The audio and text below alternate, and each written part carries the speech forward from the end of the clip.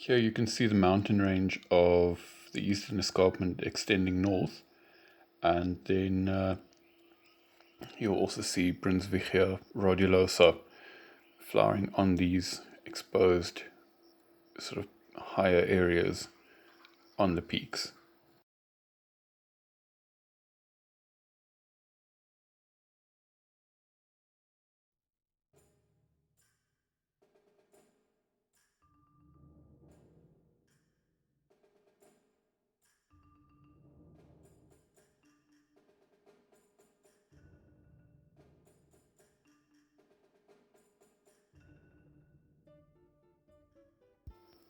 Here you can see Calolepis leptophylla and some bugs pollinating the flowers. It was quite windy up here.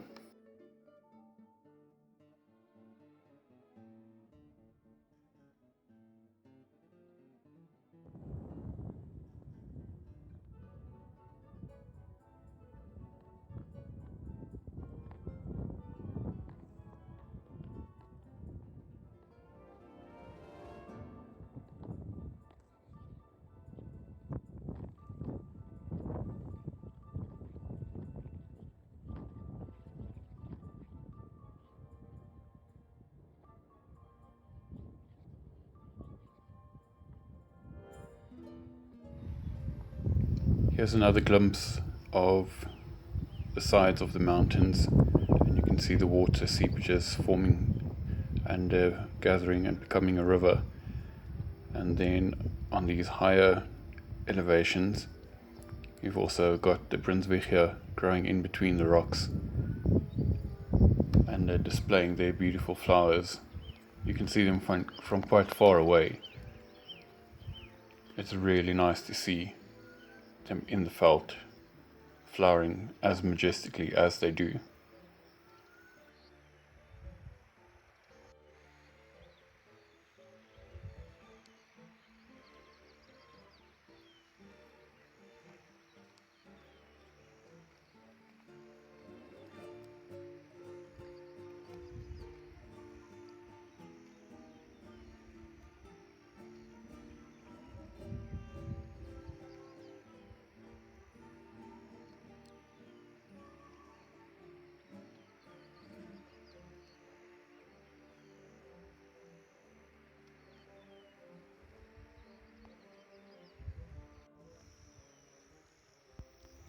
Another plant that grows in these grassland is Eucomus autumnalis, also flowering in late summer and through autumn, hence the name.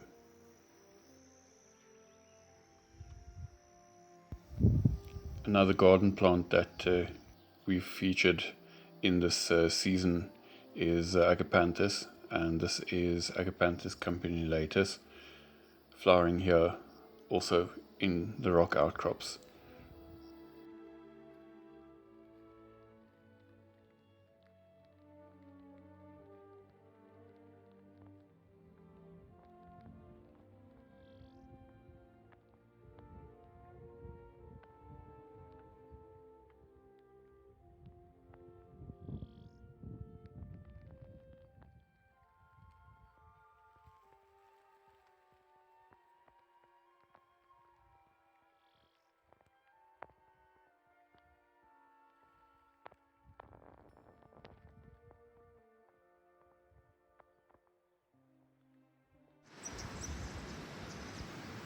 And Galtonia candicans, now renamed to Oriental Golem, also flowering here and standing rather tall in this slightly lower elevation spot, but also in quite wet grassland.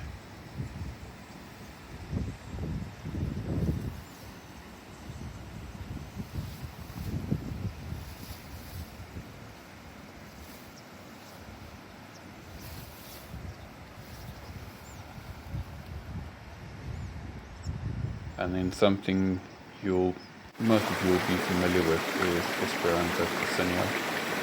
That is late summer and autumn flowering. I think in the northern hemisphere it flowers so late that it even encounters some frost, whereas here it's definitely done flowering by that time, but they do like their roots wet.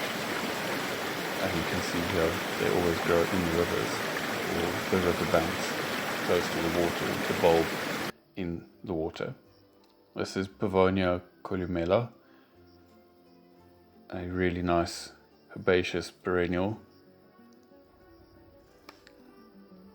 growing here in the shade of trees in fairly dry grassland. Although I imagine if it does rain that the soil here under the tree, being humus rich, would stay wet for quite a while.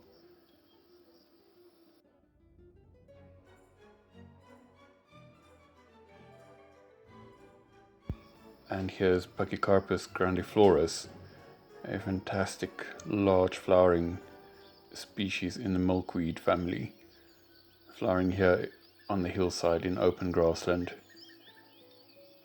I didn't notice at the time any particular scent to the flowers, but I would imagine they have a carry-on or a foul smell to attract pollinators, probably later in the day or at night.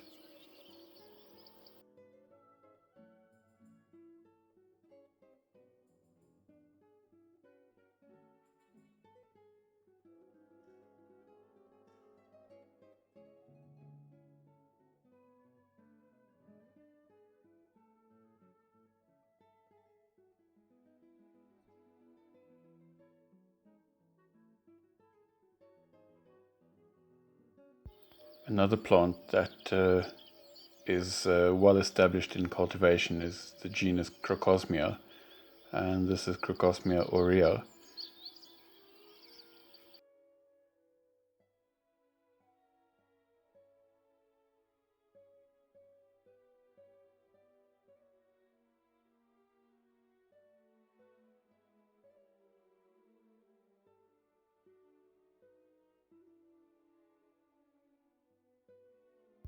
And here you can see inside the Afromontane forest the little river, seasonal river that runs down, and all the shade-loving plants and ferns, and you'll find some terrestrial and possibly in this area epiphytic, although epiphytic orchids might not occur here because in winter this area does get frost. Adiantum capillus veneris, or commonly known as the maidenhair fern, black maidenhair fern, also grows naturally in these woodland areas, thanks to the trees collecting moisture from the mist. Even though it doesn't rain, there's always enough moisture under this canopy throughout the summer months.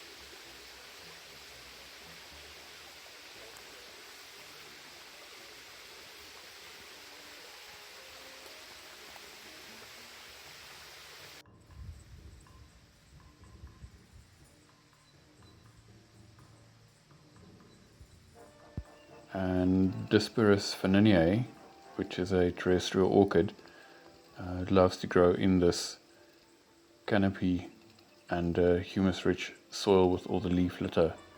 That makes a perfect habitat for these orchids.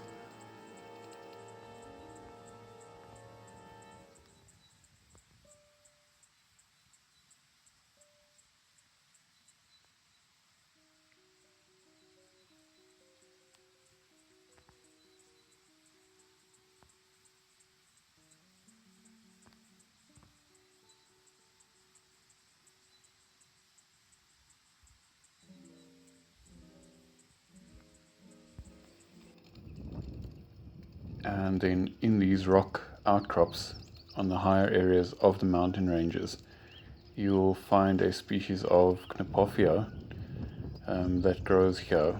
Although I've tried to find the species name of this apophia, I have yet to have it confirmed, but apparently there is a form of apophia luxiflora with a very dense flower spike like you see here.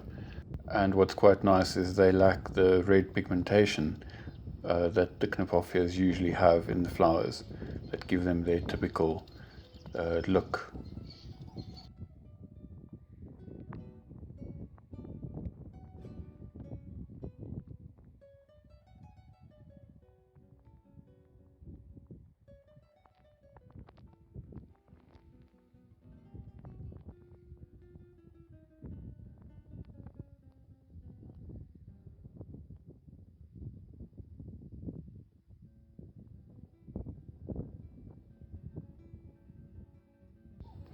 And then last but not least, I will feature Nerine platyputala again, just because it's such a beautiful and rare and special and unique plant that I hope people from this area and people who pass through, visitors, will respect these flowers' natural habitat and look and care after the habitat for many years to come, in order for this species that's endemic and only found in this area to have a long life and for future generations to see and observe.